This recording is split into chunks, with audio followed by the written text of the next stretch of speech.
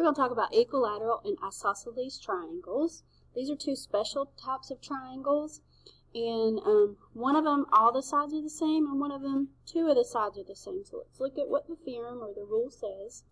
Equilateral triangles have three side lengths congruent to one another, and all angles equal to each other. So with equilateral triangles, all the sides are congruent and all the angles are congruent.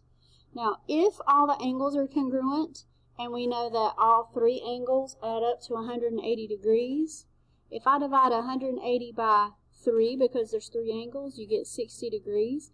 That means that each angle is 60 degrees in an equilateral triangle. So let's look at some problems that will help us to figure out what we need to know about the sides or the angles. So on the first one, we're trying to find x or whatever's missing or whatever. So notice these three little marks right here. Those three little marks represents that the sides are congruent. If all the sides are congruent, that means all the angles are congruent. And the question mark, which is right here, that means that that angle is 60 degrees because it's equilateral. If it's equilateral, because the sides are congruent, that means the angles are congruent, and each angle is 60 degrees. On the next one, again, look at the lines. These three lines mean that all the sides are the same. Whatever's marked is what's the same. So all the sides are the same. So that means that each of the angles are the same. So there's a couple ways you can do it. You can say 6x, which, because that's 6x, I know that all of these are 6x. You could do 6x plus 6x plus 6x equals 180, and then solve. Or, because it's equilateral and the sides are all the same, I know that this angle is equal to 60, so I can say 6x equals 60, and then I can divide by 6, so I know that x is 10. Okay, looking at all the sides here, I know that all the sides are the same. That means all the angles are the same. So since these angles are 60, I know that that is 60 as well. So I just take 3x, set it equal to 60, and then solve, divide to both sides by 3, and you get 20. So these dealt with the angles. So now let's look at the sides. Here, all the sides are the same. I see all those markings. So if I want y, and that side's 11, I know that y is also 11. Right here. These little marks here, that represents angles. That means these angles are the same. Well, if the angles are all the same, that also means the sides are the same. So I set the sides equal to each other, and then I solve. So because I have y's on both sides, if I'm trying to solve for y, I'm going to move this 5y over here. So I'm going to subtract 5y on both sides. And I'm going to divide by -2. And so I get y equals 7. Number 6. Again, notice I got these little marks. That means the sides are the same. So I'm going to pick two sides and set them equal to each other. You can do that one equals that one. You can do that one equals that one equals that one. You can pick any two that you want. I'm going to pick 2y and 10 because I think that's easier to solve. All I got to do is divide by 2. I get y is 5, and so that solves that. So equilateral, all the sides and all the angles are the same. Okay, isosceles triangles. So with isosceles triangles, not all the sides are the same. All of these are isosceles as well because you do have two that are the same. It just so happens that all three are the same.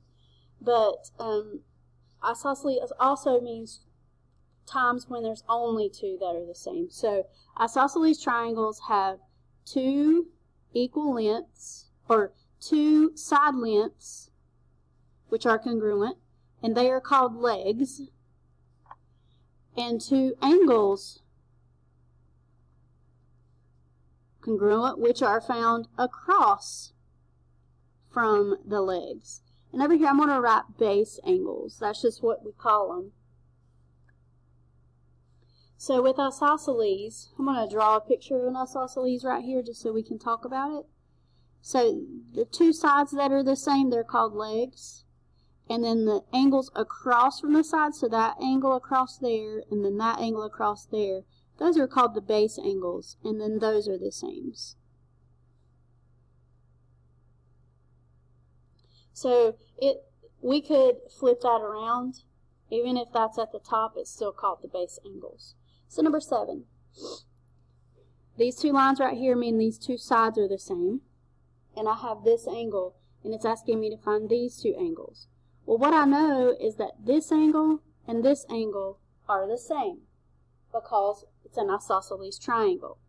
So what I'm going to do is I'm going to subtract 82 from 180. And you get 98. Alright, 98 is what these two angles add to be. But because we're trying to find one of the angles, then you're just going to take 98 and divide by 2. And so the angle that we're looking for, the other angle, which there probably should be an X right there, that angle is equal to 49.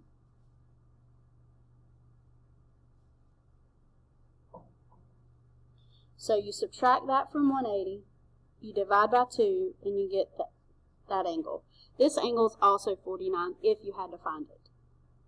So number 8. All right, these two sides are the same. That means the angles across from those sides are the same. So the angle across from there is 54. The angle across from there is also 54. Even though 54 isn't written, I'll write that in. So to find this angle, I just add them and subtract from 180. So 54 plus 54 is 108. And I do 180 minus 108. And I get 72. So X is 72. Number 9. Again, I think we're trying to find these angles here at the bottom. We see that these two sides are the same. So that means the angles across from them are also the same. Well, if I know that one's 78, I'm going to subtract 180 minus 78.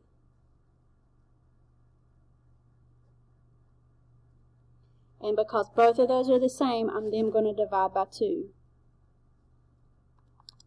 And I got 51. So 51 is X and angle C as well. Okay. Number 10.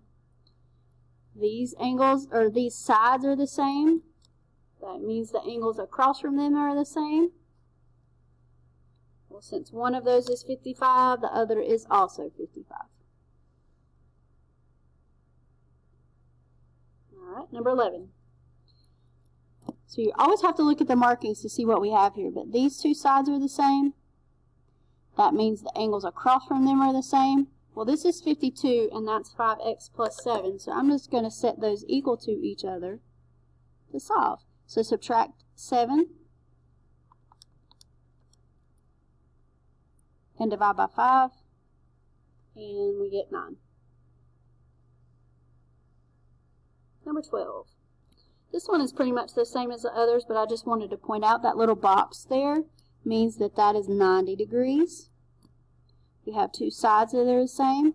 That means the angles across from them are also the same. So I'm going to subtract 180 minus 90. That tells me that 90 is those two angles, and then I need to divide 90 by 2. So 45 is each of those angles.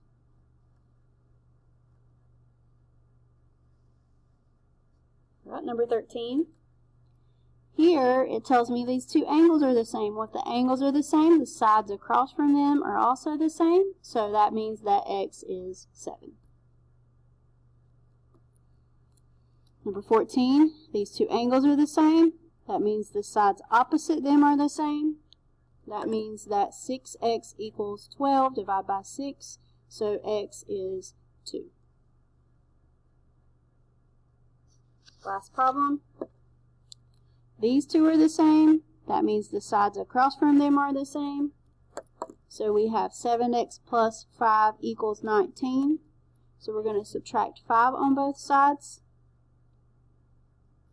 And we're going to divide by 2. So X is 2.